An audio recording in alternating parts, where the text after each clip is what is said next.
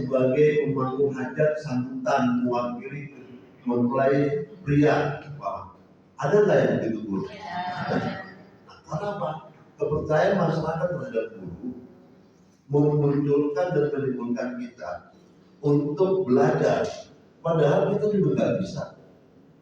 Nah, pada saat kita belajar, mencoba dan memulai sekali, satu kali, dua kali, tiga kali, dan seterusnya, lama-lama menjadi terbiasa.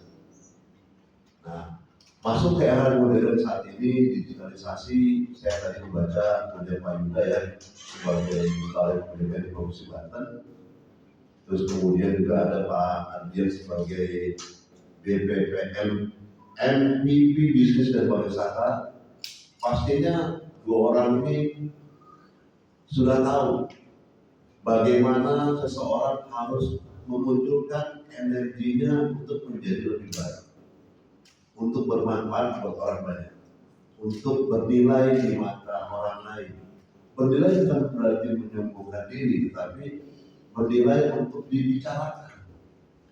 Sama kayak Bapak Ibu mengajarkan di sekolah, kan murid-muridnya pasti ngomongin, Ibu Sari mah orangnya baik, belajar dengan Ibu Sari cepat menerimanya.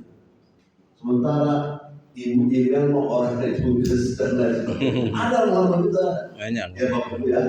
Ya. Tapi kita tidak membuang hal itu. Itu karakter. Karakter seorang pengajar ada yang seperti itu. Nah, bagaimana kita memunculkan kelebihan dari karakter yang tadi sudah menjadi brand di mata siswa atau brand di mata orang tua siswa. Brandnya adalah kalau yang dia juga segala macam, berarti brandnya adalah dia disiplin. Biasa begitu ya Pak Dokter. Disiplin, rada galak, rada tegas. Tapi dengan adanya orang seperti itu, mohon maaf, maka siswanya mengikuti, akan didisiplinkan dan diatur oleh sekolah. Betul nggak Bu? Betul. Jadi jangan hilangkan brand itu. Membutuhkan seperti itu. Kami dulu di kampus ada namanya Pak Indarto. Dari jalan 100 meter kami melihat Pak Indarto. Kita sudah langkah tegak, baris disiplin, kemudian barisan yang kami LPC. Karena kita tahu beliau pasti akan menolong kita dengan caranya galak, tegas, dan pasti ada punishment. Tetapi begitu ya, oh dia hanya baik saja, hanya sekedar ini saja. Jadi kita juga jadi mudah untuk bercerita, tapi untuk disiplin kita tidak mudah. Nah, maka dua karakter ini di sekolah juga menurut saya tidak perlu dihilangkan. Gak apa-apa, asal jangan kebablasan, asal jangan kekerasan. Gitu. Ya, karena zaman sekarang baru kelas kita aja lapor bapak ibunya. Ntar bapak ibunya buat kepala sekolah menghadapi dia dengan santai didatangi dan seterusnya sampai ketika kepolisian. Ini di zaman sekarang seperti itu. Tapi membentuk sebuah karakter bagi siswa selain di dunia modernisasi ini dengan artificial intelligence, Bapak Ibu sebagai yang terlahir di negara Indonesia dengan berbagai macam budaya, agama, suku dan ras mempunyai karakter berbeda-beda. Guru dari Batak nggak mungkin ngomongnya seperti guru dari orang Jawa. Guru orang Jawa nggak mungkin dia bisa sabar orang yang ada dari Bali. Orang Bali itu sabar-sabar dan tidak pernah ngapal. Tapi kalau orang Jawa kan sabar tapi harus bisa marah. Nah kalau orang Sunda beda lagi, Batak beda lagi dan seterusnya. Dan kita yang terlahir di kota Tangerang kebanyakan menggunakan gaya itu gaya Betawi, terutama wilayah Pinang, Cipondo, Larangan, Tengah, Ciledug. Ada yang dari Ciledug? Ada. Ada yang dari Pinang? Ada. Benar enggak ya saya ambil gaya yang seperti itu? Begitu kita ketemu di Kali Sadade dengan guru yang tinggal di wilayah Priuk, agak beda tuh suasana karakternya. Karena seberang sana biasanya pakai bahasa Sunda, walaupun Sundanya sudah enteng ya.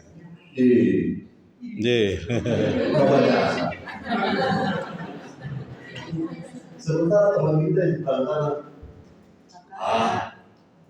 banyak amat sih bawaan lu. Itu beda karakter, beda ucapan, tapi artinya sama.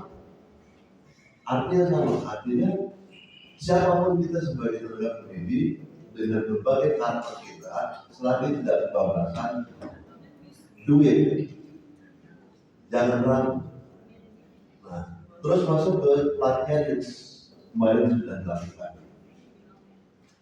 Di era modernisasi ini, artificial intelligence merupakan teknologi yang tidak akan pernah menggantikan peran guru.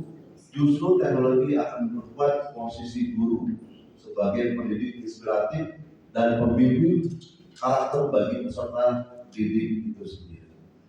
Maka jangan pernah kita juga melihat kelalaian dari siswa. Misalkan dalam kelas bercanda mulu, dan benar-benar bercanda, begitu gurunya ngajar, dia diam, langsung fokus ke depan. Tapi ada juga yang berfokus ke depan, pikirannya kemana-mana. Nah, begitu ujian, yang anak bercanda mulu, nilainya A. Terus anak yang diam dan membaca buku, tapi pikiran kemana-mana, nilainya C. Ada seperti itu. Jadi SQ, IQ, dan EQ itu akan tetap ada pada diri seseorang. Jangan pernah menganggap mereka yang nilai matematikanya 4 atau 3, mereka adalah bodoh. Dia punya kemampuan atau talent di bidang lain. Para penggede, para pembesar yang saat ini pun ada di muka bumi, baik di luar maupun Indonesia, mereka juga tidak selalu dari akademisnya tinggi. Dan begitu mereka di dalam kehidupan nyata, mereka memunculkan karakter dirinya. Mereka melakukan pembelajaran terhadap lingkungannya, dan mereka melakukan interaksi terhadap fokus pekerjaan yang dilakukannya, maka dia akan bisa lebih menonjol dari teman-teman yang lain.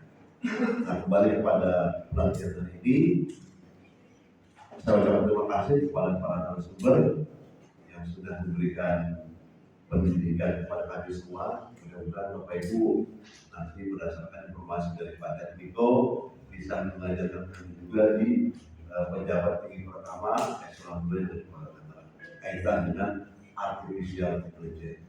Karena mohon maaf Pak, banyak yang juga walaupun 70% sudah oke, tapi 30% masih butuh pelatihan dan pendidikan. Dan terakhir, ke taman kota dengan sepedahan. Untuk membawa damai. Demokrasi dan demokrasi kita kuatkan agar terus cerdas dan pandai. Tangerang, ayo. Kalau guru kan bacanya di sekolah. Kalau kita kan di puspem. Mungkin guru jangan mendengar ya. Jadi Bapak Ibu, kalau saya bilang Tangerang, jawabannya ayo bersama membangun kota. Tangerang, ayo bersama membangun kota. Ingat, jangan membangun kota, jangan membangun Banten. Belum jadi gubernur maksudnya. Kota aja dulu.